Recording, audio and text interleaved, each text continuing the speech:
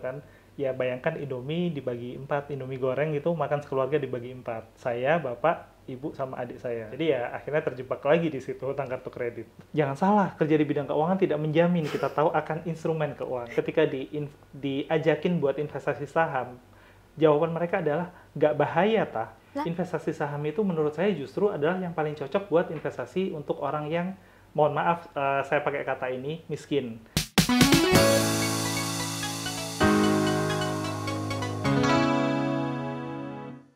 Dengan segudang ilmu sebagai financial trainer dan banker, menjadikan beliau selalu punya ambisi yang super.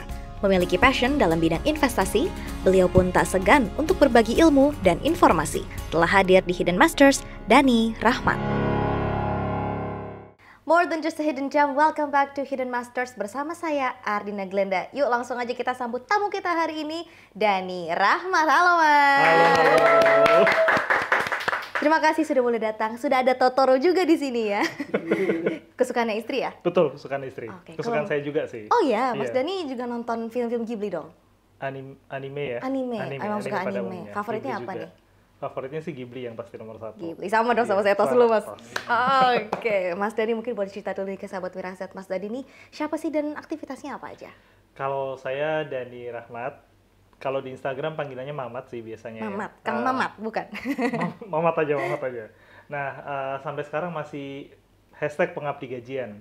Jadi masih bekerja dari jam 8 sampai jam ya kadang-kadang jam 5 atau jam 7 gitu ya. Aduh, 2 jam lumayan. Jangan sampai gitu ya. Jangan. Cuman nggak sering-sering Ah, gitu. Oke. Dan di samping itu on the side suka investasi, bikin konten di Instagram tentang personal finance karena cita-citanya biar bisa mencapai aset 300 kali gaji. Luar biasa. On the way. On the way. Oke, mudah-mudahan segera Segera. tercapai. Amin. Terima kasih. Mas Dani Rahmat di Instagram followernya udah berapa? Followernya 50 ribuan kalau saya nggak salah, lupa. Wow. Lama nggak buka Instagramnya. Oh gitu. Tapi Lagi sering repot. disebut influencer saham juga. Saham ya atau keuangan nih? Saya nggak mau disebut influencer, apalagi saham gitu. Karena kalau untuk ngomongin soal investasi saham di Instagram itu lebih ke gimana yang saya lakukan gitu. So I don't try to influence anyone. Tapi kalau misalkan orang-orang mau investasi saham, mereka bisa coba cek referensi saya karena investasi saham itu mudah sebenarnya gitu. Oke. Emang sudah lama ya membagikan pengalaman atau knowledge ya tentang keuangan ya terutama nih Mas? Lumayan. Saya mulai dari ngeblog di tahun 2014-an. Sebenarnya dari tahun 2007 sih, waktu saya di Lampung dulu, penempatan di pertama kali waktu kerja gitu kan, itu udah mulai nulis blog. Cuman aktif tentang keuangan yang ditulis itu mulai tahun 2014-an. Kenapa? Karena saya pengen orang-orang itu bisa membaca sumber tentang ngatur duit yang gampang, tanpa harus beli buku, tanpa harus konsultasi dengan membayar gitu kan. Dulu soalnya tahun 2014 itu masih jarang yang sharing info tentang ngatur duit tapi gratis gitu. Jadi purely awalnya memang pengen sharing Pengen gitu. sharing. Emang ada pengalaman sendiri tentang keuangan Mas Dani? Lumayan. Ini yang ada di kepala saya adalah saya tidak mau jadi miskin. Menolak Untuk jadi miskin. Sorry, tapi pernah pengalaman gitu agak kesulitan mungkin secara keuangan? Sebenarnya pengalaman dari orang tua sih ya. Ini apa namanya? I love them very much. Saya sayang banget sama bapak ibu. Cuman memang kami dulu saya sama adik saya dibesarkan di ekonomi yang kurang mampu dulu. Kurang mampu gimana gitu kan? Ya bayangkan Indomie dibagi 4, Indomie goreng gitu makan sekeluarga dibagi 4. Saya, bapak, ibu sama adik saya gitu. Jadi ya dari situ akhirnya saya nggak pengen hidupnya itu susah seperti yang bapak saya dulu alami gitu. Oke, jadi awalnya memang mindsetnya nggak mau kayak gini terus. Nggak mau kayak gitu, betul. Pengen orang lain juga jadi seperti itu. Kalau bisa orang lain mengambil pengalaman apa yang saya lakukan, alangkah baiknya gitu kan ya. Oke, ini awal terbentuk mindset ini atau pikiran ini tuh timbulnya dari kapan Mas Dani? Timbulnya dari sejak saya awal bekerja, karena ironisnya saya bekerja di dunia keuangan nih. Cuman untuk bisa saya awal berangkat bekerja, jadi waktu itu jadi apa namanya manajemen trainee-nya salah satu bank di Indonesia, itu dibiayai oleh utang kartu kredit orang tua saya. Ceritanya gimana Mas? Jadi kartu kredit kan sebenarnya hutang kartu kredit itu dosa paling besarnya adalah dipakai untuk narik tunai di ATM. Karena narik tunai di ATM itu kalau misalkan teman-teman belum tahu, itu kartu kredit akan langsung di-charge bunga paling tinggi dan dihitung saat itu juga. beda dengan kita belanja. Kalau kita belanja kartu kredit, baru akan dihitung bunganya setelah kita bayarnya nggak lunas di bulan berikutnya ketika tagihan keluar. Nah, kalau tarik tunai di ATM itu saat tarik itu besoknya udah langsung dihitung bunga. Nah, saya pakai utang itu, pakai dari bapak saya. Bapak saya tarik tunai kartu kredit itu. Nah, dari situ kemudian 2 tahun pertama kerja itu dipakai untuk melunasi utang itu. Nah, saya nggak pengen nih kalau misalkan ada orang-orang yang sampai terjebak di permasalahan yang sama. Itu Jangan sampai. tahun berapa Mas Dari? Itu tahun berapa ya? Ini kalau ngomongin awal kerja terus ketahuan tahunnya kan jadi tadi udah disebut sih ya 2007. Oke, nggak apa-apa. Jadi Pokoknya udah tua banget lah gitu. oke, memang kalau boleh tahu nih, kalau boleh spill waktu itu sampai berapa utangnya Mas? Di tahun 2007-an itu di sekitaran sampai lebih dari 50 jutaan ya. 50 jutaan, 2007. Itu Mas 2007. Dani nanggung sendiri? Saya, orang tua saya, dan adik saya waktu itu masih sekolah sih. Jadi saya dan orang tua saya. Jadi orang tua saya lunasi dari penghasilan mereka, saya bantu dengan mengirimkan sebagian dari gaji saya waktu itu. Itu waktu itu yang udah penempatan di Lampung itu ya? Betul, betul. Penempatan awal di Lampung waktu itu. Lumayan berasa ya 50 juta 2 tahun untuk pegawai yang baru lah ya. Lumayan, yang baru. Jadi ya lumayan lah. Sekitar 30%-an dari penghasilan gitu kan, 30-40%, terus kemudian ya sisanya dipakai untuk bayar kos, terus ya sudah hidup sehari-hari aja. Untung 2 tahun udah selesai. Iya, 2 tahun alhamdulillah selesai. Oke, jadi Tapi sayangnya nggak berhenti sampai situ, saya sendiri kemudian terjebak di tangga kartu kredit. Kenapa? Kok bisa terulang di pengalaman? Karena Katanya nggak mau sama. Setelah 2 tahun di Lampung, saya kan kemudian dipindah ke Jakarta. Menemui teman-teman bekerja di Jakarta, kan istilahnya itu apa, peer pressure ya kalau sekarang itu Social ya. pressure. Social pressure gitu. Terus teman-teman saya nongkrong di kafe setiap hari Sabtu Minggu, hari Rabu ketemu sama teman-teman yang lain gitu kan. Apalagi belum kalau misalkan ada midnight sale. Nah, itu kan ikutan. Harus dong. Oh, harus. Kalau enggak nanti gimana bajunya bisa gaya, dasi bisa pakai yang paling keren gitu kan. Waktu itu masih pakai dasi kerjanya. Sekarang udah nggak zaman kan dia pakai dasi ya. Jadi ya akhirnya terjebak lagi di situ hutang kartu kredit.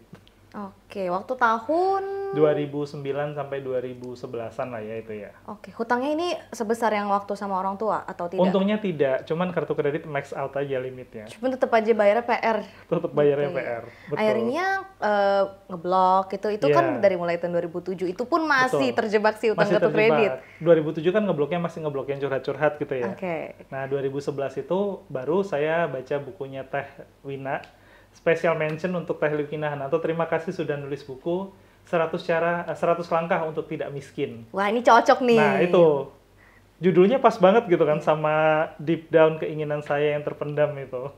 Oke, akhirnya diseriusin tahun 2011. 2011. Di situ saya ngambil kursus CFP, Certified Financial Planner, ikut ujian WMI juga waktu itu wakil manajer investasi, belajar tentang instrumen keuangan. Instrumen keuangan yang dipelajari apa aja nih? Kalau instrumen keuangan yang dipelajari ketika ikut CFP dan WMI, tentu saja saham, terus kemudian reksadana, obligasi, dan segala turunannya. Jadi pretty much semua instrumen yang ada di market ya. Cuman yang praktek untuk belinya waktu itu memang masih reksadana dan saham awal-awal dikit-dikit lah ya. Okay. Dan yang pasti instrumen pertama kali yang saya beli itu justru bukan saham atau reksadana.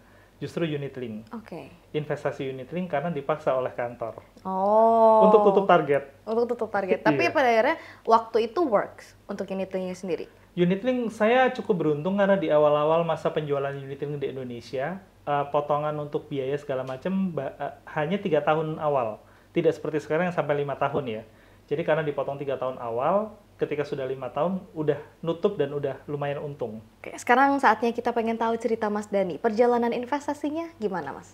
Perjalanan investasinya lumayan lama sih ya, karena di tahun-tahun 2007 itu kan masih nggak kayak sekarang. Jadi investasi itu masih barang mahal dan terbatas untuk beberapa orang aja.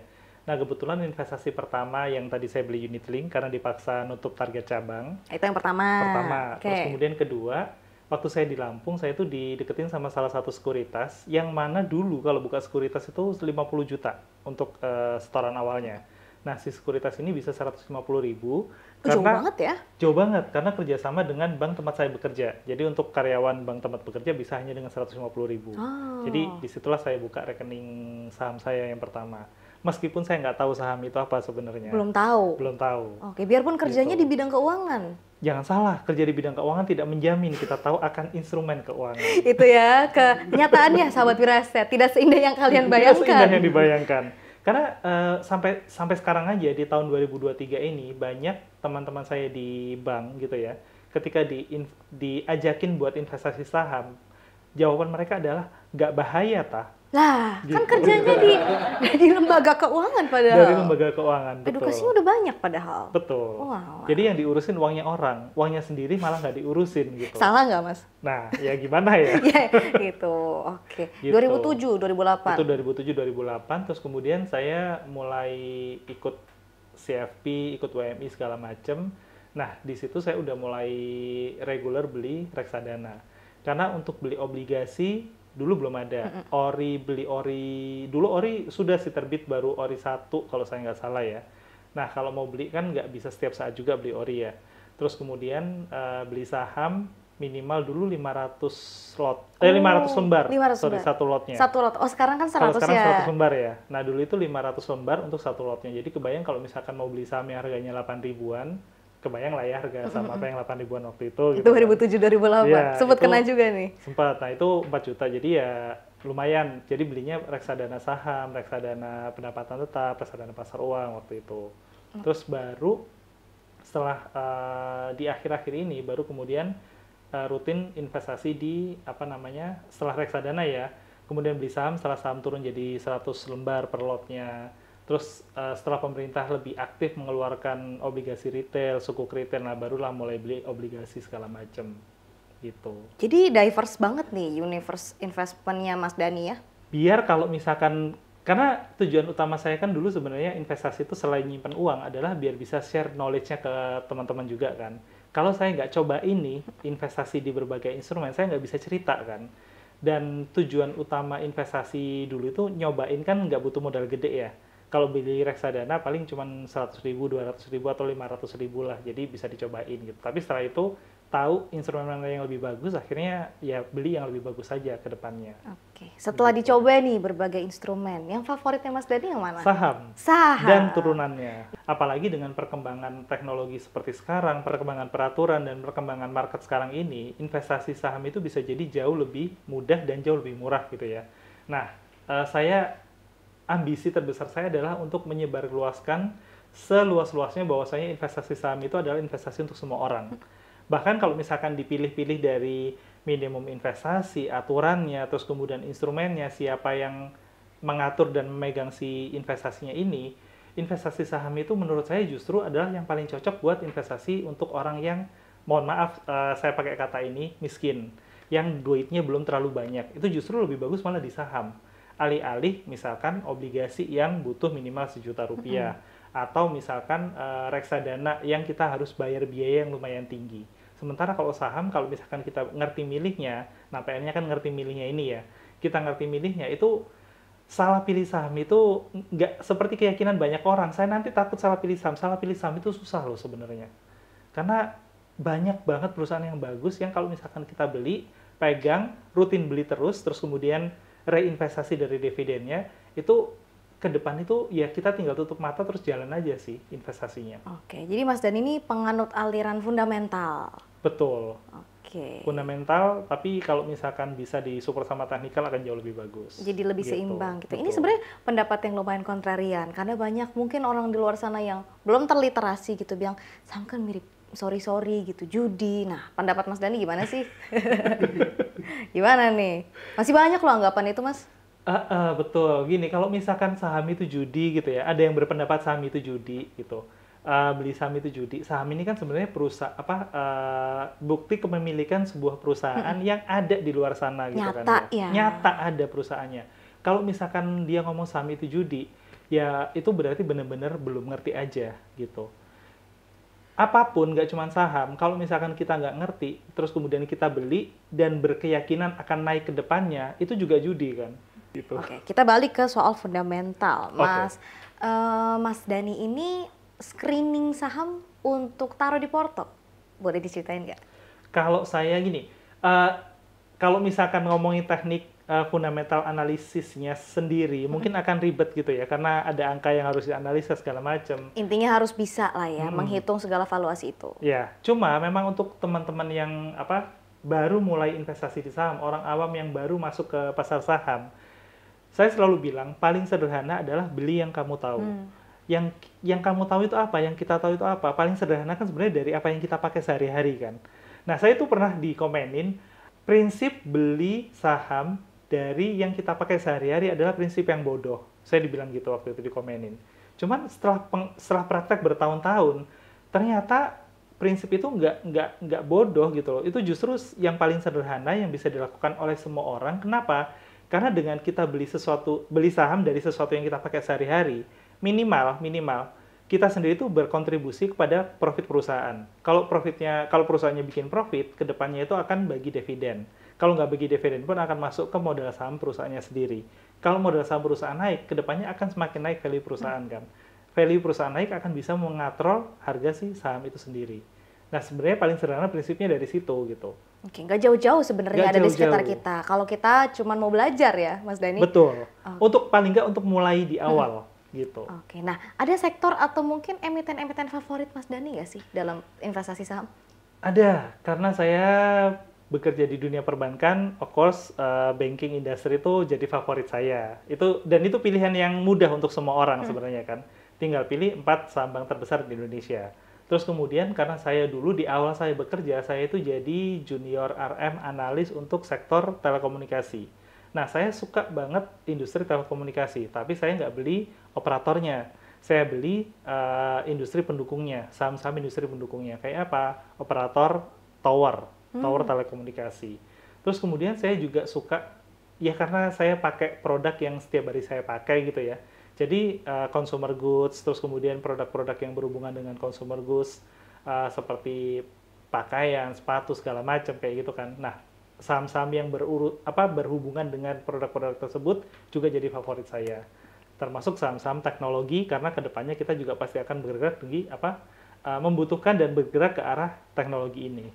Gitu. Beragam nih sektor favoritnya. Lumayan banyak. Oke, Mas, aku mau membahas sesuatu yang menarik. Mas Dhani ini akhirnya menerbitkan buku ya, yang kita lihat di belakang ini. Ya. Membangun aset 300 kali gaji. Kenapa harus 300 kali? Sebenarnya konsepnya tuh sangat sederhana dan sudah dipakai di mana-mana. Di US ada konsep the rule of 4% kan. Jadi kalau misalkan kita tuh pengen bisa berhenti bekerja, terus kemudian pengen punya financial freedom, kita disarankan untuk mengikuti the rule of 4%, yang mana adalah pengeluaran kita selama 1 tahun dibagi dengan 4%. Kalau kita sudah punya aset sebesar itu kita investasikan dengan return hanya 4% saja, itu kita akan bisa hidup nyaman tanpa harus bekerja. Tapi kalau kita ngomong kayak gitu kan ribet ya. Pengeluaran selama setahun dibagi 4%, itu dapatnya sekitar 25 kali pengeluaran selama setahun. 25 kali pengeluaran setahun dikali 12 kalau tiap bulannya, berarti 300 kali pengeluaran bulanan, ya kan? Nah, 300 kali pengeluaran bulanan ini, kalau misalkan kita nggak tahu pengeluaran kita berapa karena varied gitu ya, naik turun, kita tahu gaji kita harusnya berapa tetap gitu kan ya, gaji di mana kita hidup dengan nyaman. Makanya kalau misalkan mau financial freedom dari the rule of 4% tadi, dengan sangat sederhana kita bisa bilang 300 kali dari gaji, gitu. Pakai konsep itulah yang disebarkan kalau misalkan mau bangun financial freedom. Oke, buku ini luncurnya kapan nih Mas Dhani? Sekitar bulan September akhir atau Oktober awal. Oh, baru ya? Baru tahun ini. Oke, dan gimana nih sejauh ini impact-nya? Atau ada feedback nggak nih dari follower atau pembaca? Banyak yang bilang ternyata untuk bisa punya financial freedom itu nggak semurah itu ya. Jadi kan banyak nih teman-teman pada bilang gitu kan, curhat di Instagram, Mat, pengen dong gue punya financial freedom, gue pengen bisa berhenti bekerja. Saya tanya, pengen bisa berhenti bekerja di umur berapa? 35 tahun. Kamu sekarang umur berapa? Saya 28. Jadi punya 7 tahun. Yang sudah kamu lakukan apa? Saya belum melakukan apa-apa. Tanggapan Mas Dhani? Nah, yang saya bilang, kalau kamu pengen bisa berhenti bekerja dan punya financial freedom, yang kamu butuhkan adalah 300 kali gaji. Gitu. Nah, respon banyak orang adalah, yang benar aja 300 kali gaji. 300 kali gaji itu saya 25 tahun tidak memakan gaji saya sama sekali. Jadi saya harus disuruh makan garam aja. Gak pakai nasi, cuman garam doang selama 25 tahun gitu kan. Nah, di situ baru saya kemudian masuk. Gak mustahil untuk mengumpulkan 300 kali gaji, asalkan bisa konsisten ngatur duit, investasi, dan budgeting. gitu. Cuman banyak yang kemudian bilang budgeting itu BS, big BS, karena ya kalau duitnya nggak ada, gimana bisa diatur duitnya gitu. Nah jadi pertanyaannya kan dibalik jadinya. Kalau duitnya nggak ada, apa yang bisa diatur? Tapi kalau misalkan kita balik, yakin nggak ada duitnya, kamu udah pernah ngatur belum gitu kan? Kalau nggak pernah diatur, gimana bisa duitnya ada? Nah, jadi dari situlah kemudian timbul diskusi, timbul obrolan, dan ya alhamdulillah itu yang bisa membawa ke follower Instagram saya yang nggak terlalu banyak juga sih sebenarnya. 50.000 banyak, Mas.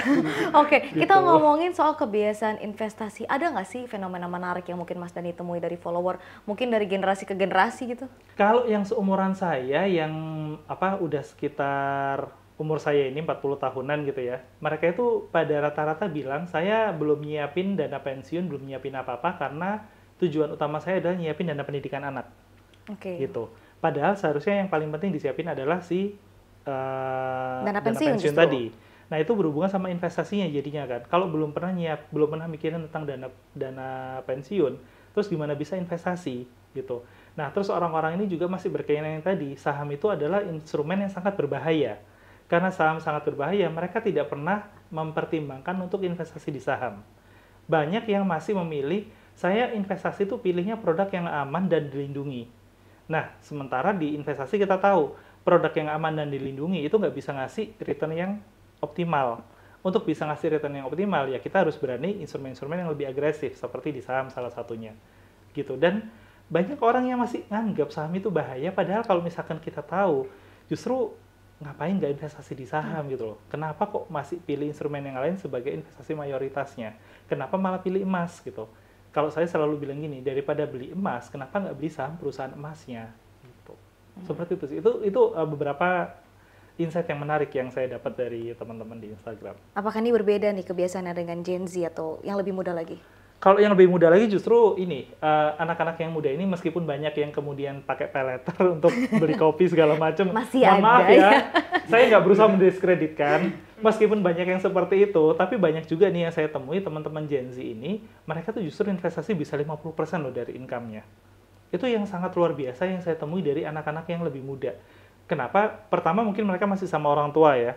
Terus kemudian kedua mereka itu nggak takut untuk investasi di saham atau cobain instrumen-instrumen yang lebih advance kayak kripto, terus kemudian instrumen-instrumen lain kayak misalkan ada equity crowdfunding. Mereka itu eager untuk nyoba karena mungkin ya karena masih muda. Terus kemudian mereka sudah punya berbagai macam sumber informasi, nggak seperti saya dulu, nggak seperti kami dulu gitu ya.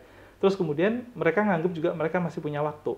Dan amazingnya 50% dari income itu bisa mereka sisihkan. Nah, dengan mulai dari 50% income, itu kedepannya itu akan semakin mudah buat mereka untuk ngatur keuangan sebenarnya. Meskipun ke depan nanti akan turun ya, nggak selamanya bisa 50% income investasi kan ya. Tapi at least udah ada di situ awalnya gitu. Oke, mungkin Mas Dani bisa kasih tips nih buat teman-teman yang baru mau mulai investasi.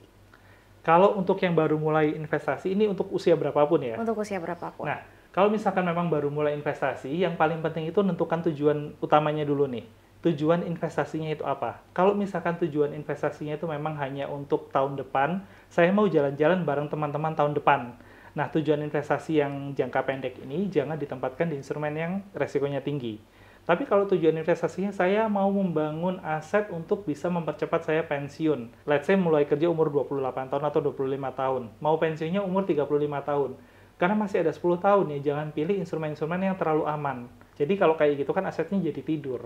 Oke, harus berani lebih. Berani ambil resiko. Betul. Oke, asal terukur ya Mas ya? Asal terukur. Dan harus mau belajar. Jadi jangan jadi pemalas juga. Sebenarnya kalau kita mau jadi investor, terutama kalau misalkan investor saham itu ya, kita tuh dipaksa untuk bisa jadi orang pinter loh. Kita tuh dipaksa untuk jadi cari tahu apa sih yang kita beli. Betul. Oh, beli saham Goto gitu kan. Ini Goto kan ya dari IPO-nya jauh banget ya, masih belum balik gitu kan.